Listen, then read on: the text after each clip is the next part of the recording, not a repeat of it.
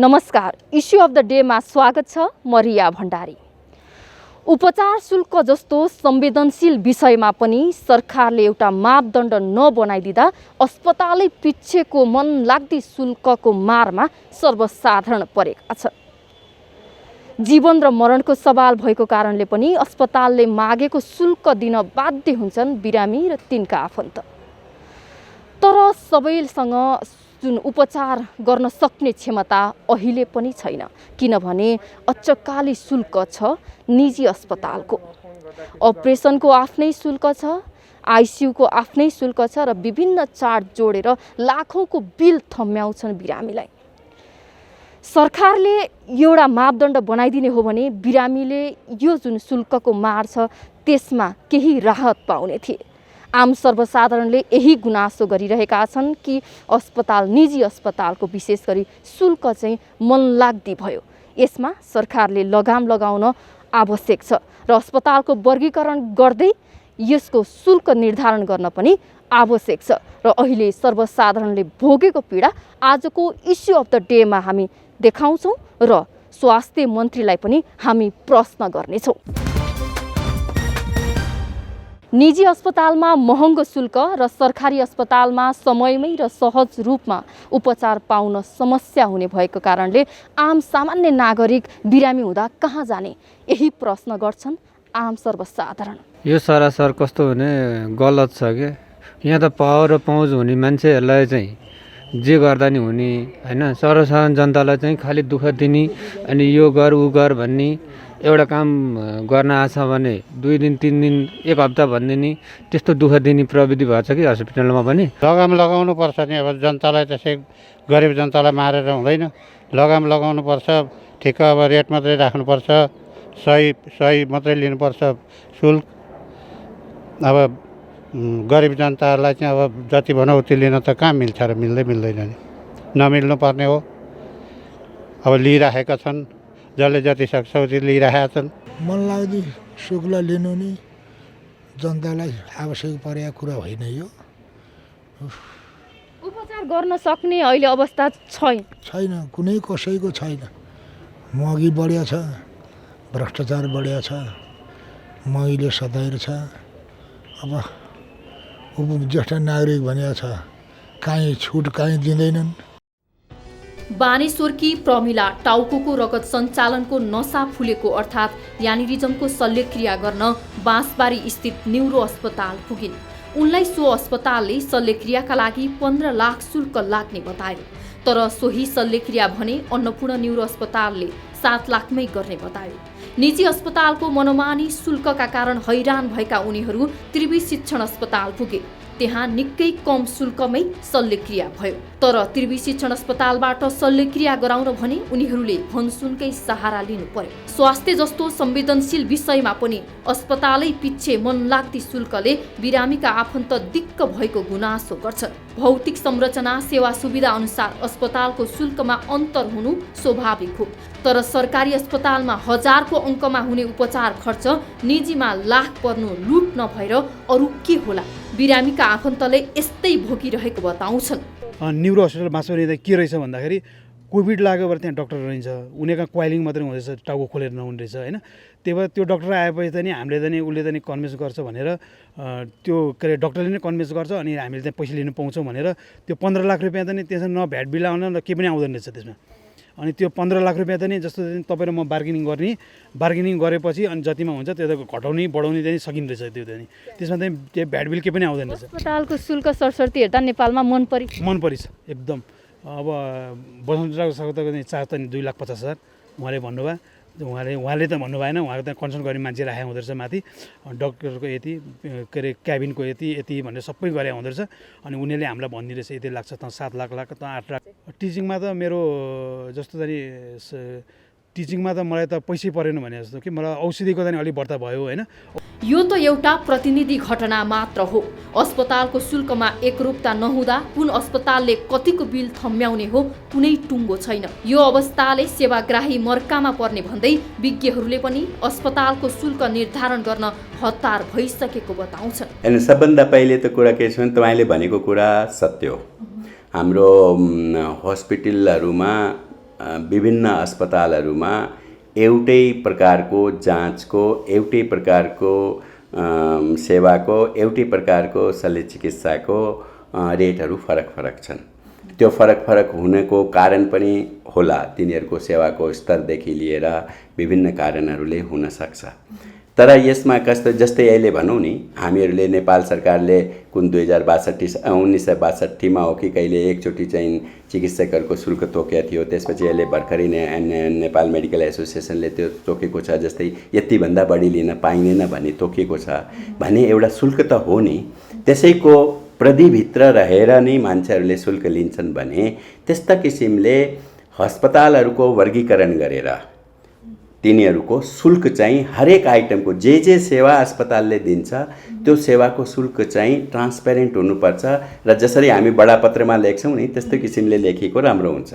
त्यसले गर्दा के हुन्छ भने जनतालाई पनि सहज हुन्छ, म यो अस्पतालमा उपचार लिने मेरो सामर्थ्य छ कि छैन, म लिन पाउँछु कि पाउँदिनँ भन्ने कुराहरू हुन्छ। र दोस्रो सबभन्दा इम्पोर्टेन्ट कुरा के हुन्छ भने यो हाम्रो संविधानमा पनि र अदरवाइज पनि हामीले के भन्छ भने स्वास्थ्य सेवा जुन छ आधारभूत स्वास्थ्य सेवामा पहुँच सबैको हुनुपर्छ भन्ने जुन छ, त्यो हिसाबले पनि हेर्ने हो भने आधारभूत स्वास्थ्य सेवाको शुल्क जहाँ भए पनि न्यून नै हुनुपर्छ, जुन कि हरेक जनताले एफोर्ड गर्ने खालको हुनुपर्छ। अब यसमा अब धेरै कारणहरू हुन सक्छन्। अब जस्तै भनौँ हाम्रो सरकारी संस्थाहरूमा शुल्क धेरै सस्तो छ। हामीले अहिले भनौँ नि कुनै टेस्ट पनि गराउन गयौँ, ब्लड सुगर गराउन गयौँ भने हामीले टेगुको सेन्ट्रल ल्याबोरेटरीमा गयौँ भने 25-50 रुपियाँमै हुन्छ होला, टिचिङ हस्पिटलमा गयो भने 50 रुपियाँमै हुन्छ होला हैन। त्यही चाहिँ हामीले प्राइभेट हस्पिटलमा गयो भने 100 देखि 300 रुपियाँसम्म पनि लिन सक्छन् होला हैन।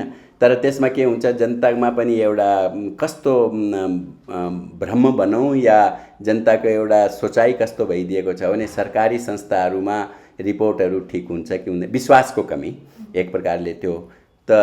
त्यस कारणले पनि जनता आफै पनि प्राइभेटमा गराउने इच्छुक, शास्ति पनि हुन्छ र किनभने विश्वासको पनि अलिकति कमी हो, जुन कि मेरो दृष्टिकोणले गलत हो। त्यो जनताको सोचाइ चाहिँ गलत हो त्यो हिसाबले, किनभने शास्ति होला, किनभने त्यहाँ सेवा धेरैलाई दिनुपर्छ। तर जति राम्रो सेवा, जति कम्प्रिहेन्सिभ सेवा जुन हाम्रो जस्तै टिचिङमा होस् या नेम्समा बिरमा होस्, यिनीहरूमा जति हुनसक्छ जहाँ, र फेरि के हुन्छ भने त्यहाँको सेवा सस्तो पनि हुन्छ भन्ने किसिमले हाम्रो सरकारको दुईटा दायित्व हुनुपर्छ जस्तो मलाई लाग्छ। पहिलो कुरा त के भने सरकारी संस्थाहरूको सेवालाई चाहिँ जनतालाई विश्वास गर्ने खालको बनाउनु पर्यो, नम्बर 1। र नम्बर 2 त्यहाँ सेवा चाहिँ के भने तिनीहरूलाई अटुट रूपमा र छिटो छरितो दिने व्यवस्था गर्नु पर्यो। दोस्रो चाहिँ प्राइभेट इन्स्टिट्युटहरूको हकमा पनि, प्राइभेट हस्पिटलहरूको हकमा पनि सबै क्याटेगोरीको सबै कुराको रेटहरू चाहिँ बरु एउटा दायरा बनाएर फ्राकिलो गरेर पनि यतिदेखि यतिको बिचमा लिनुपर्ने जस्तो बनाइदिनुपर्छ, जसले गर्दाखेरि के हुन्छ जनतालाई थाहा हुन्छ कि मैले यो अस्पतालमा मेरो गोल ब्ल्याडरको सर्जरी गरेँ भने 10,000 रुपियाँ पर्छ, अर्को अस्पतालमा गरेँ भने मेरो 50,000 पर्छ, अर्कोमा गरेँ भने 5 लाख पर्छ भन्ने उसलाई थाहा हुनुपर्छ। त्यसैले गर्दाखेरि र कसले आफ्नो अस्पतालको वर्गीकरण अनुसार कतिसम्म लिन पाउँछ त्यसको अधिकतम चाहिँ नेपाल सरकारले तोकिदिनुपर्छ, जुन कि अहिलेसम्म तोकिएको पाइँदैन। अस्पतालहरूले मनलाग्दी उपचार शुल्क लिएको बारे association of private health institution नेपालका उपाध्यक्षको जवाफ यस्तो छ। अब यसमा चाहिँ कस्तो हुन्छ भने अब आफ्नो हस्पिटलहरूको आफ्नो लगानीहरू हुन्छन् हैन। कसैको एकदमै बढी लगानी गरेर हस्पिटल खोलेको हुन्छन् र कसैको ठिकैको लगानी गरेर हस्पिटल खोलेको हुन्छन्। त्यसमा इक्विपमेन्टहरूको कुरा नगरौँ, जस्तै अब ल्यान्डहरू भयो, बिल्डिङहरू भयो हैन, त्यसपछि आएर अरू पूर्वाधारहरूका विषयमा भयो। अब अलिकति बढी लगानी गर्नेहरूको अलिकति केही न केही सेवा सुविधाहरू बढी नै हुने नै भए, त्यो कारणले गर्दाखेरि पनि त्यसमा अलिकति शुल्क बढ्ने त स्वाभाविकै भइहाल्यो। तर अब त्यो चाहिँ अब विश्वमा मतलब एसियामै अब इन्डियामै हेर्ने हो भने पनि अब मेदान्ताको शुल्क एउटा छ हैन। अरू प्राइभेट हस्पिटलको अरू शुल्क, एपोलोको अरू बिएलसीको बिएलकेको होइन यिनीहरूको शुल्क अलग अलग छन्। त्यस्तै अब जुन अब यो 48 पछि जुन आर्थिक उदारीकरण जुन मान्यता आयो त्यसपछि त अब जसले क्वालिटी अनुसारको कफी पाइन्छ भनेको जस्तै होइन एउटा कुनै कफी सपमा गयो भने राम्रो कफी सपमा गयो भने त्यसको 400-500 पनि पर्छ, कुनै एउटा नर्मल कफी सपमा गयो भने त्यसको 100 रुपियाँ पनि पर्छ कफीको होइन। अब त्यसलाई तुलना गरेर हेर्ने हो भने चाहिँ त्यसरी शुल्क निर्धारण त्यति सान्दर्भिक रहेन, किनभने अब कम्पिटिसनको जमाना हो। कसले आफ्नो महँगो राखेर बिरामीलाई आकर्षण गर्नको लागि महँगो राख्ने भने त कुरै हुँदैन होइन, कम्पिटिसनमै जान खोज्छन् जसले पनि। त्यो कारणले गर्दाखेरि चाहिँ शुल्क निर्धारण चाहिँ अब सरकारले कस्तो गर्छ भन्ने कुरामा चाहिँ भर पर्छ। सरकारले एकदमै मिनिमम शुल्क निर्धारण गर्यो भने सायद राम्रा प्राइभेट हस्पिटलहरू सबै बन्द हुने, त्यसपछि आएर सबै उपचार गर्न चाहिँ विदेश जानुपर्ने जस्तै पहिलाको थियो होइन। अहिले केही हदसम्म नेपालमै उपचार गर्न सम्भव छ, आकर्षण पनि भइरहेछन्। त्यो कारणले गर्दा एउटा आरोप छ नि जस्तो 10 वर्षदेखि सरकारले शुल्क निर्धारण गर्न खोजिरहेको छ, तर पनि यसमा चाहिँ निजी अस्पतालहरूले अटेरी गरिरहेका छन् भन्ने एउटा आरोप छ नि, यसमा चाहिँ के भन्नुहुन्छ?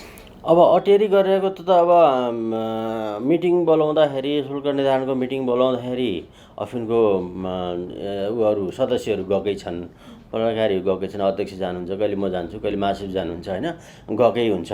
तर त्यहाँ चाहिँ एउटा व्यक्तिहरू चाहिँ त्यो शुल्क निर्धारण ठिक होइन, यो चाहिँ यसलाई यो त्यसरी गर्नु मिल्दैन यो, किनभने लगानी अनुसारको हुन्छ। किनभने अघि नै मैले भनिसकेँ कम्पिटिसनको जमाना हो, कम्पिटिसन गर्दाखेरि जस्तै सस्तो राम्रो सेवा दिनेहरूको लागि जो पनि आकर्षण भइ नै हाल्छन् होइन। त्यो कारणले गर्दाखेरि शुल्क निर्धारण गर्दैमा सबै कुरा सहज हुने राम्रो हुने भन्ने चाहिँ होइन।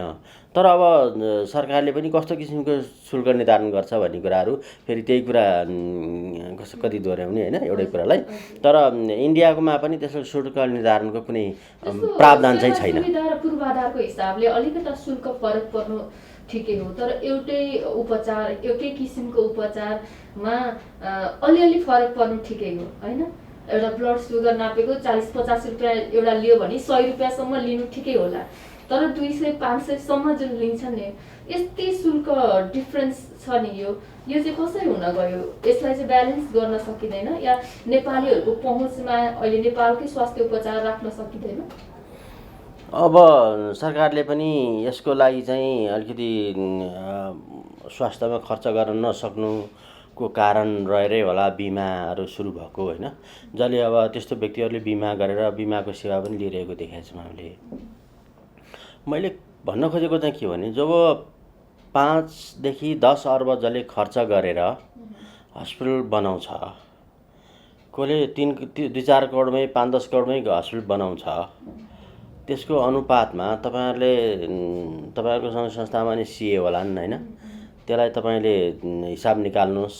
जसले 5-10 करोडमा हस्पिटल बनाउँछ त्यसको के रेट गर्ने होइन, तपाईँको 5 अर्बभन्दा माथिको हस्पिटल बनाउँछ त्यसलाई के रेट गर्ने, कि अब सरकारले त्यही अनुसार गर्नु पर्यो भनेको मतलब अहिले जे रेट राखिरहेछ त्यसको पनि 3 गुणा हुनुपर्छ त्यसको हिसाब किताब निकाल्ने हो भने। यदि अब त्यो सरकार सक्षम छ कि छैन, अहिले जे रेट चलिरहेछ त्यसको पनि 3 गुणा हुनसक्छ यदि गर्ने नै हिसाब किताब निकालेरै गर्ने हो भने होइन।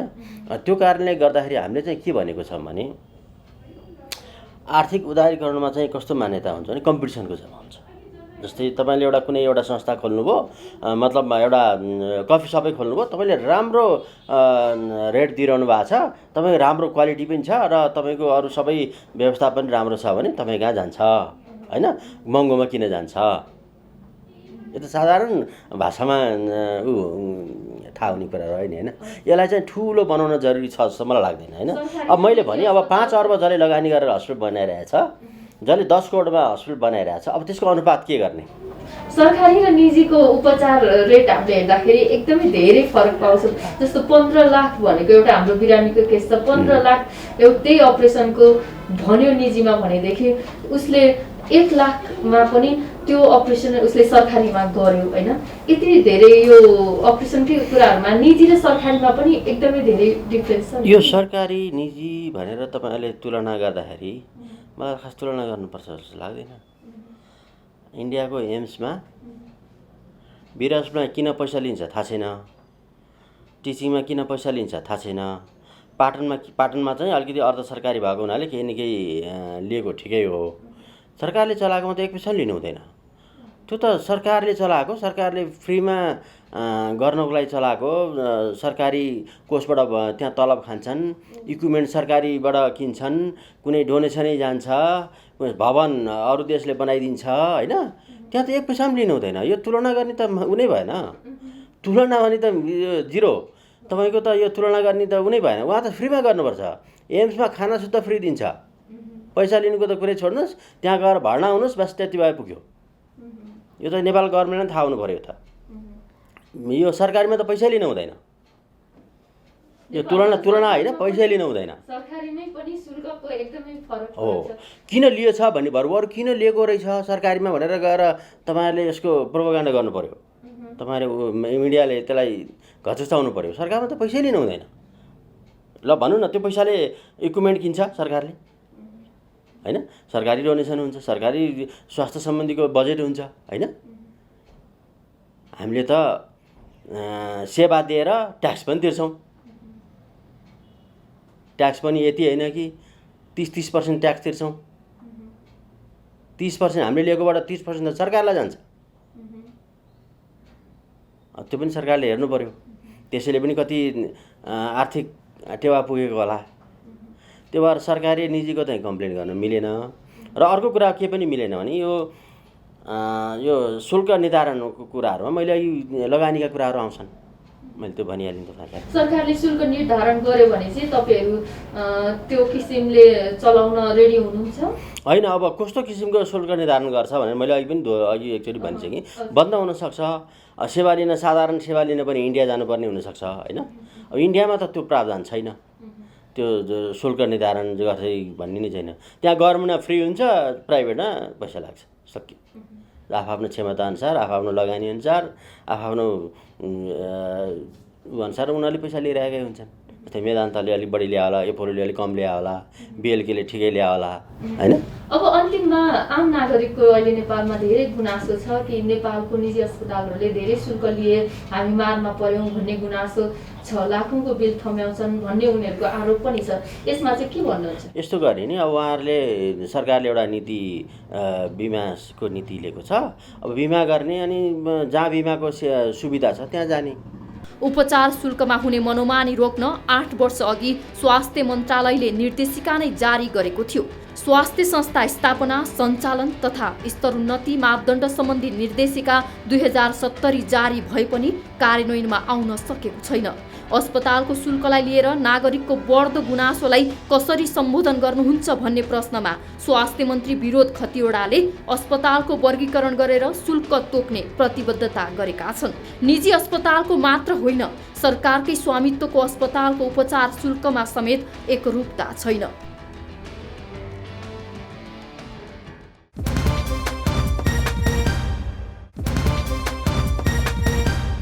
उपचारको दौरान आम नागरिकले भोग्नु परेको समस्या बारे हामीले स्वास्थ्य मन्त्री विनोद खतिवडालाई पनि प्रश्न गरेका छौं। सरकारी अस्पतालमा सहज रूपमा उपचार पाउने व्यवस्था र निजी अस्पतालको शुल्कमा एकरूपता कहिले हुन्छ, यही प्रश्न हामीले स्वास्थ्य मन्त्रीलाई सोधेका छौं। स्वास्थ्य मन्त्रालयले अस्पतालहरूको शुल्कमा जुन एकरूपता ल्याउनको लागि के काम गरिरहेको छ र के काम गर्ने तपाईको योजना छ? अनि कयौं कुरा हाम्रो ऐन नियम कानुनले पनि निगरानी र नियन्त्रण गरेका छन्। त्यस्ता उल्लङ्घन भएका घटनाहरू मैले मेरो मातहतका उसलाई निर्देशन गरेको छु। अनि अर्को कुरो चाहिँ यो सरकारी अस्पतालमा, जुन सरकारी अस्पताल हामी भन्छौँ त्यसमा पनि चाहिँ यो अनेकौं ल्याब टेस्टहरूमा चाहिँ नि अलिकति केही तलमाथि छ भन्ने मैले सुनेको छु। त्यसमा पनि एकरूपता ल्याउनको लागि मैले टास्क फोर्सलाई निर्देशन गरेको छु। जहाँसम्म निजी अस्पतालको कुरो छ, निजी अस्पतालको चाहिँ नि एउटा ग्रेडिङ हुँदो रहेछ। ग्रेडिङ छ भनौँ न, क ख ग हाम्रो होटलको 5 स्टार, 3 स्टार, 4 स्टार भने जस्तै। अनि ल्याब मेसिनहरू पनि त्यसको महँगो सस्तो कारणले गर्दा रिपोर्ट आउने कुरामा नि अलिकति हुने हुनाले चाहिँ उनीहरूको ग्रेडिङ पनि आवश्यक छ अस्पतालको पनि क ख ग भनौँ अथवा एबिसी भन्ने कुरो र त्यो अनुसार म्याक्सिमम मिनिमम भन्दा पनि म्याक्सिमम योभन्दा लिन पाउँदैन भनेर हामीले गर्न आवश्यक छ। एकरूपता भनेर एउटै चाहिँ हुन सम्भव छैन। किन भन्दा आधे करोड लगानी गरेर खोलेका निजी अस्पताल र 2-4 अरब खोलेर अथवा 10-20 अरबको लगानी गरेर खोलेका चिजहरूको चाहिँ नि क्वालिटी पनि फरक हुने हुनाले त्यसमा चाहिँ केही फरक हुन्छ। तर त्यसका बावजुद पनि क ख ग नै वर्गीकरण गरे पनि त्यसको म्याक्सिमम योभन्दा माथि लिन नपाउने भन्ने ढङ्गले हामी चाहिँ नि गर्ने पक्षमा छौँ। त्यसमा हामी प्रारम्भिक कार्य गरेका छौँ। त्यसपछि अहिले तपाईँले भने जस्तो कुन अस्पतालमा कतिमा के हुन्छ भन्ने कुरो सर्वसाधारणलाई जानकारी पनि हुन्छ र अहिले यो नागरिक बडापत्र भने जस्तो जुन सूचना राख्ने चलन छ त्यो ढङ्गबाट पनि सूचना हामी बाहिर त्यो अलमल नहोस् भन्नको लागि उनीहरूलाई प्रेरित गर्नेछौँ। यसअघि पनि शुल्क निर्धारण धेरै प्रयास भयो र निर्देशिका पनि बनेको थियो, तर अहिलेसम्म अस्पतालहरूको शुल्क चाहिँ उनीहरूलाई सार्वजनिक गर्नुभन्दा पनि गर्न सकेका छैनन् र गरेका छैनन्। यस्तो अटेरी गरिरहेका अस्पताललाई तपाईँले कसरी तहलाउन सक्नुहोला? अटेरी गरेर तहलाउने भन्ने शब्द भन्दा पनि चाहिँ नि देशको विद्यमान कानुनको र लाई सबैले मान्नुपर्छ र सरकारले निर्धारण गरेका निर्णय गरेका कुराहरूलाई पनि पालना गर्नुपर्छ। सकभर त्यो चिजहरू हामी निर्णय गर्ने बेलामा उनीहरूको पनि सहभागिता लिएर र यसका अन्य पक्षहरूको त्यसका पर्ने मूल्य त्यसमा हुन सक्ने उनीहरूका के अरे अन्य खर्चहरू र त्यसलाई समेत मिसाएर कतिसम्म गर्दा हुन्छ भन्ने कुरो सकभर सहभागितामै हामी निर्णय गरेपछि अटेरी गर्ने भन्ने प्रश्न आएन। कारणवश त्यस्तो कुनै घटनाक्रम अन्तिममा आएछ भने त नेपालको विद्यमान कानुनअनुसार हामी अगाडि बढ्छौँ। जस्तो यो शुल्क निर्धारणको कुरामा चाहिँ तपाईँहरूले कहिलेदेखि काम सुरु गर्नुहुन्छ? होइन, मैले आन्तरिक सचिव अथवा चाहिँ हाम्रो डिजिहरूलाई अनि यसका पनि हाम्रा विभिन्न शुल्क निर्धारण गर्ने समितिहरू छन् हामीसँग, त्यसका मिटिङ बैठक राख्नको लागि निर्देशन दिएको छु। अब यो त भर्खर म आएको छोटो अवधि भएको हुनाले मैले ब्रिफिङ लिने काम पनि सिद्धिएको छैन। यो स्वास्थ्य मन्त्रालय निकै ठुलो सञ्जाल छ यसको, मलाई लाग्छ सबभन्दा ठुलो नै होला, नभए शिक्षा पछिको अलिक बढी सञ्जाल भएको मन्त्रालय भएको हुनाले र यो स्वास्थ्यसँग गाँसिएका अनेकौँ सङ्घ सङ्गठन, यसको आफ्नै सरकारी मात्रै होइन कि बाहिर पनि योसँग गाँसिएका अनेकौँ सङ्घ सङ्गठनहरू पनि छन्। उनीहरूको पनि कुरा सुनिदिने सरकारी अस्पतालहरूमा चाहिँ सधैँ गुनासो छ सर्वसाधारणको। यस्तो गुनासो भइरहेको सरकारी अस्पतालहरू सुधार गर्न तपाईँले के योजना बनाउनु? सुधार गर्न त भएकै जनशक्तिलाई पहिला त उचित ढङ्गले उनीहरूले राष्ट्र सेवकको हैसियतले कर्तव्य पालन गर्नुपर्ने कुरा आउँछ। उनीहरूले आफ्नो तोकिएको ड्युटी पुरा गर्नु पर्यो, आफ्ना आएका बिरामीहरूसँग गर्नुपर्ने व्यवहारका कुरा गर्नु पर्यो। सरकारले निःशुल्क भनेका औषधिहरूलाई त्यही अनुसार उनीहरूले वितरण गर्नु पर्यो। बिरामीलाई थाहा हुँदैन, त्यस कारण उनीहरूलाई चाहिँ भएका औषधि नदिकन फार्मेसीमा पठाउने कामहरू गर्न भएन। त्यस्ता कुराहरूको चाहिँ निगरानी बढाउनु पर्यो र जसले यस्तो कुरो थाहा पाउँछ हामीलाई सूचित गर्नु पर्यो, उजुरी गर्नु पर्यो। त्यसपछि हाम्रो जानकारीमा आउँछ। अब बाँकी र जनशक्ति पनि थुप्रै अभाव छ, धेरै वर्ष भयो जनशक्ति नथपेको। त्यसको कारणले गर्दा पनि सेवामा केही कमी आएका छन्। त्यसतर्फ पनि हामीले पहल गरिरहेका छौँ र जनशक्ति थप्नुपर्छ भनेर प्रयत्न गरिरहेका छौँ। अब बाँकी र अन्य चाहिँ हस्पिटलका दुरावस्थाहरू, अलिअलि सामान्य फोहोर सफा नगर्नेदेखि लिएर बस्न ओर्न बिरामीलाई बेन्ची बाहिर ओपिडीका बिरामीहरूदेखि यस्ता कयौँ हेर्दा साना तर चाहिँ मान्छेले बेहोर्न परेका दुःखका कुराहरू छन्। ती सबै कुराहरूमा चाहिँ हामी मसिनोसँग सुधारको प्रयत्नमा छौँ।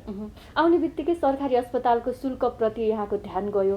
सरकारी अस्पतालमा अब आम नागरिकले निःशुल्क उपचार गर्ने वातावरण पनि बन्ला नसक्ने विपन्न वर्गले? निःशुल्क भनेको त पहिला पनि निःशुल्क विपन्न वर्गलाई पहिले पनि भइदिनै पनि रहेको छ। केही पनि दिन नसक्ने बिरामीलाई ढोकाबाट त्यसै फर्काइदिने काम भएको छैन। त्यो सामान्यतया भइरहेकै छ। अनि यो पोलिसीभित्र पनि छ। अनि अर्को कुरो त अहिले हामीले बिमा जुन गरिरहेका छौँ, त्यो बिमाले पनि अहिले धेरै सहयोग गरिरहेको छ। त्यसलाई पनि अझ यो विस्तार गर्नुपर्ने जरुरी छ। त्यसले धेरै मान्छेलाई सहयोग पुगेको छ। त्यसले गर्दा यो समग्रलाई निःशुल्क भन्ने पार्ट भन्दा पनि अघि भने जस्तो असक्षम गरिब निमुखाहरूलाई निःशुल्क बिमा, स्वास्थ्य बिमा गर्ने, अल्पसङ्ख्यक लोपोन्मुख जातिहरूको बिमा सरकारले निःशुल्क गरिदिनु पर्ने पक्षमा पनि हामी सोचिरहेका छौँ। त्यसले 30-35 लाख जनसङ्ख्या लाभान्वित हुन्छ। तपाईँ स्वास्थ्य मन्त्री भइरहँदाखेरि आम जनताले ठुलो अपेक्षा गरेका छन्। तपाईँ स्वास्थ्य मन्त्री हुँदा स्वास्थ्य क्षेत्रमा तपाईँले आम जनतालाई के महसुस गराउन चाहनुहुन्छ, के गर्न सक्नुहुन्छ तपाईँ? त्यस्तो अहिले मैले तत्कालै कुनै पनि एउटा मन्त्री आउने बित्तिकै यो सिस्टममै परिवर्तन आउने सबै कुरो भन्ने कुरो होइन, यहीँ भित्रैबाटै परिवर्तन खोज्ने हो। अनि हामीसँग भएको संरचनाबाटै परिवर्तन खोज्ने हो, हामीसँग भएको बजेट सिस्टमबाटै परिवर्तन खोज्ने हो। हामीले टिभी रेडियो घुमेर अमेरिका युरोप देखेका छौँ, त्यहाँ पाउने स्वास्थ्य सुविधा पनि हामीलाई थाहा छ। त्यो हामीले त्यो भन्दैमा यहाँ हामीले लागू गर्छु भनेर सम्भव हुँदैन। त्यस कारण हामी जहाँ छौँ त्यहीँ उभिएर हामीसँग जे स्थिति छ त्यहीँ उभिएर बढीभन्दा बढी सेवा दिने, बढीभन्दा बढी जनतालाई लाभान्वित हुन सक्ने कार्यक्रमहरू दिने, तर हाम्रो एउटा सीमाभित्र रहेर र त्यसलाई क्रमशः प्रोग्रेस गर्दै अगाडि लाने भन्ने चाहिँ ढङ्गबाट हामीले काम सुरु गर्नुपर्ने हुन्छ। अहिले कोरोना भ्याक्सिन पनि भइरहेको छ, कोरोना खोप दिइरहेको अवस्था छ। कति समयपछि चाहिँ यो सबैलाई नेपालीहरूलाई कोरोना खोप दिइसकिएला? लगभग 1,90,98,00,000 अथवा 2 करोडको डोज खोप हामीले दिइसकेका छौँ। हामीले आउँदो चैतसम्म लक्षित समूहलाई दिन्छौँ भनेका छौँ। त्यो अनुसारको हामीले खोप व्यवस्थापन गरिसकेका छौँ। अनि योभन्दा अगाडि 18 वर्षभन्दा माथिका लाई मात्रै हामीले खोप दिएका थियौँ, किन भन्दा उत्पादनै त्यही भएको थियो। अहिले भर्खरै 12 देखि 18 वर्षलाई समेत लगाउन मिल्ने खोप WHO ले मान्यता दियो। त्यसपछि हामीले 1 करोड खोप फेरि त्यसको लागि पनि सुरक्षित गरिसक्यौँ, अर्थात् सम्झौता गरिसक्यौँ।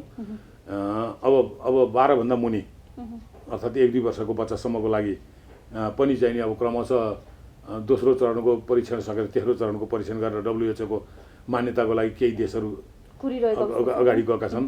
अब त्यो मान्यता पाएपछि हामी 12 वर्षभन्दा मुनिका बच्चाको खोप पनि चाहिँ विश्वव्यापी डिमान्ड हुन्छ। त्यसले गर्दा हामी अग्रिमै सकभर त्यसलाई बुक गर्छौँ र 2-3 महिनाभित्रै हामीले पाउने वातावरण हुने गरी चाहिँ हामी पाइपलाइनमा राख्छौँ। त्यसले गर्दा मैले समग्रमा भन्दाखेरि चाहिँ लगभग 3 करोडभन्दा माथि डोज खोप हामीले पाइपलाइनमा राखिसकेका छौँ। अब यो 12 वर्षभन्दा मुनिका बच्चाको आएपछि फेरि हामी त्यसलाई पनि गर्छौँ र समग्रमा भन्दा खोपको अभावले चाहिँ नि बिरामीले उपचार पाएन, कोरोनाको चाहिँ खोप पाएन भन्ने स्थिति हामी हुन दिँदैनौँ। जोखिम भत्ताको नि यहाँले कुरा उठाउनु भएको थियो। स्वास्थ्य कर्मीले जोखिम भत्ता चाहिँ सबै पाइसके कि पाउन बाँकी छ कि तपाईँले उहाँहरूको एउटा माग पनि छ, त्यसमा चाहिँ के भन्नु? मैले बुझ्नुहोस् भनेको छु, यो कुन बेलाका मन्त्रीले लिखित नलिखित क्याबिनेट निर्णय भएर नभएर कसरी बोले थाहा छैन। बोलेका छन्, बोलेका कुरा पुरा गर्नुपर्ने हुन्छ सामान्यतया। त्यसपछि यो कोभिडको बेलामा प्रोत्साहन भत्ता दिने भन्ने कुराहरू पनि थियो। ओभरटाइम भत्ता त सामान्य पाउने अधिकारकै कुरा हो। अब यस्ता चिजहरूको हकमा चाहिँ मन्त्रालयले यो अगाडि नै 45 करोड रुपियाँ त्यो भुक्तानी गर्नुपर्ने रकम भनेर अर्थ मन्त्रालय पठाएको छ। अब त्यो कहिले स्वीकृत हुन्छ, त्यसपछि यसको यो अहिले देखिएको केही समस्या समाधान हुन्छ र अब आउने दिनमा फेरि थप हामी प्रयत्नशील हुनेछौँ।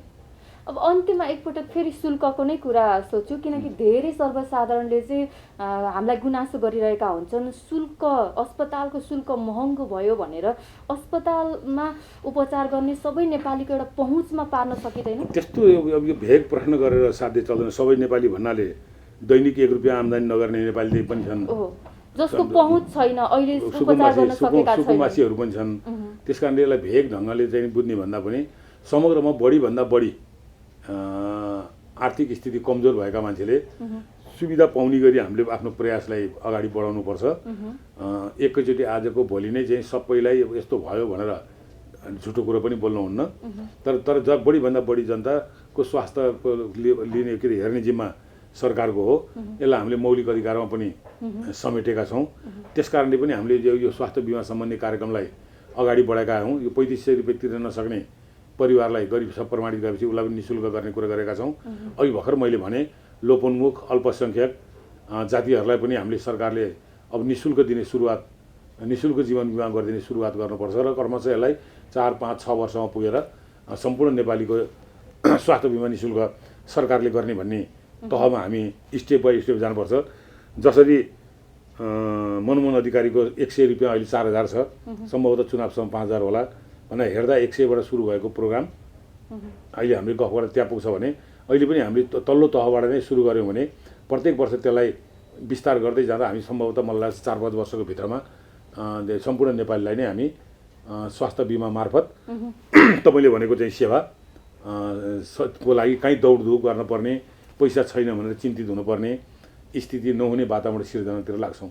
सरकारीमा अपरेसन र आइसियु पाउन भनसुनै गर्नुपर्ने र निजी अस्पतालमा उपचार गर्न जाँदा लाखौँ रकम बोकेर जानुपर्ने नेपालीले यो नियति कहिलेसम्म भोग्ने हो?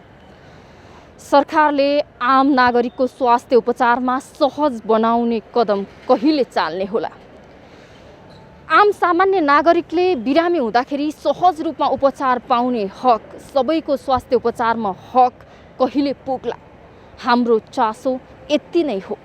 आम नागरिकले सहज रूपमा सर्वसुलभ मूल्यमा स्वास्थ्य उपचार पाउन् र उनीहरूको यो हक सुरक्षित रहोस्, यही भन्न चाहन्छौँ हामी। र सरकारले पनि अस्पतालको वर्गीकरण गर्दै शुल्कमा एकरूपता र शुल्क निर्धारण गर्न अत्यन्त आवश्यक भइसकेको छ। आजलाई इस्यु अफ द डे यति नै। इस्यु अफ द डेबाट क्यामेरामा सुनिल गुरुङका साथ टिभी जर्नलिस्ट रिया भण्डारी बिदा चाहन्छु। नमस्ते।